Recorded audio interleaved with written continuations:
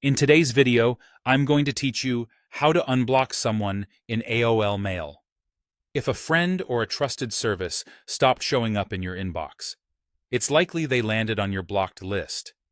We'll walk through where to find that list and how to remove an address or an entire domain so messages can reach you again. First, open your web browser and search for AOL Mail. In the results, click the official AOL Mail link to go straight to the sign-in page or inbox. Once the site loads, look to the upper right corner and select Login or Join, then sign in to your account as you normally do. Being signed in is required to access your mail settings. Next, in the upper right area of the mailbox, click the Settings gear icon. In some layouts, you may see the word Options instead of a gear. From that menu, choose More Settings to open the full Settings panel.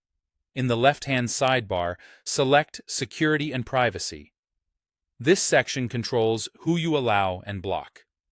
Inside, locate the sender filter, or the blocked addresses list.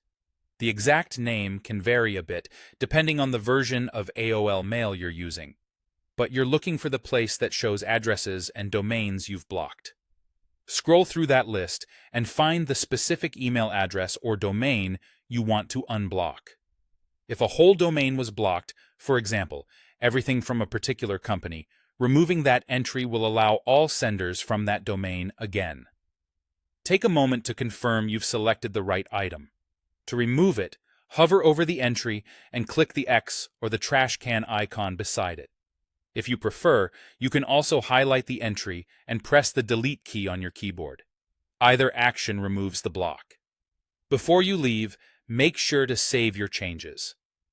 Click Save or Save Settings, which may appear at the bottom or the top of the window, depending on your screen size.